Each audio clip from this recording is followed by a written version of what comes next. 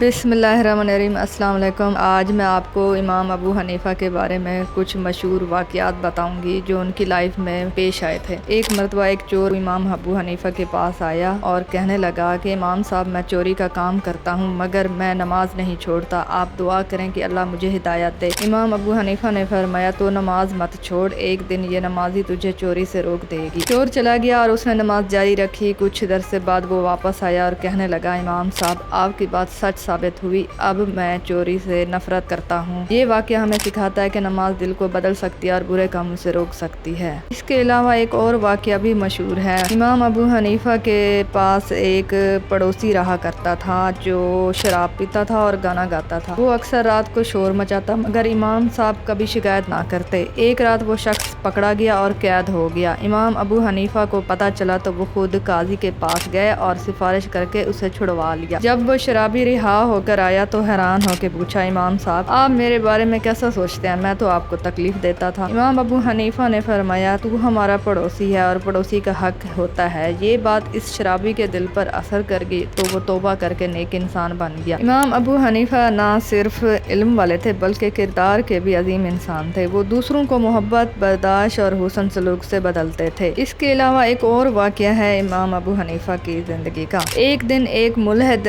अल्लाह का इनकार करने वाला, इमाम साहब के साथ मुनाजरा करने आया। सब लोग जमा हो गए। इमाम साहब देर से आए। लोग हैरान हुए। इमाम अबू हनीफ़ा ने कहा, मैं दरिया के पास जाना चाहता था मगर कश्ती ना थी। अचानक देखा कि लकड़ियाँ खुद ब खुद आकर जुड़ने लगी और एक कश्ती बन गई। मुल्हिद साहब हंसने लगा, ये कैसे मुमकिन है कि कश्ती खुद बन जाए? तो इमाम साहब ने जवाब दिया, जब तुम मानते हो कि कश्ती खुद नहीं बन सकती तो फिर ये पूरी कायनात बगैर खालिक के कैसे बन गई? तो ये सुनकर मुल्हिद खामोश हो गया और अल्लाह पर ईमान ले आया। इससे हमें ये सबक मिलता है कि इमाम अबू हनीफ़ा इल्म के साथ अक्ल का इस्तेमाल करके लोगों को भी कायल किया करते थे और दीन की तरफ माइल किया करते थे। इसके बाद एक और मशहूर वाक़या, एक गरीब तालिब इल्म की मदद करना। एक गरीब तालिब इल्म इमाम अबू हनीफ़ा के दर्स में आता था मगर कपड़े पुराने और हालत कमज़ोर होती थी। इमाम साहब ने किसी को खामोशी से भेजा और कहा कि ये मेरा एक कपड़ा फलां तालिब इल्म को दे दो, लेकिन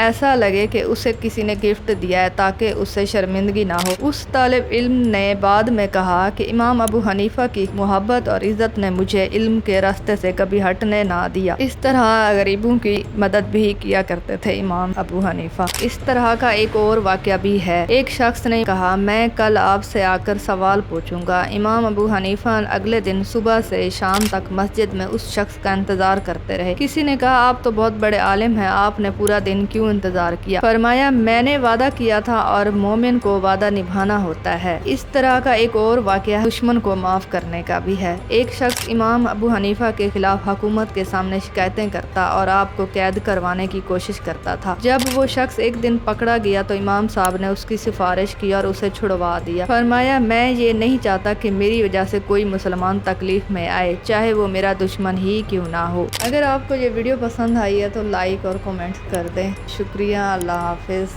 अस्सलाम वालेकुम वरहमतुल्लाह वबरकातुहू।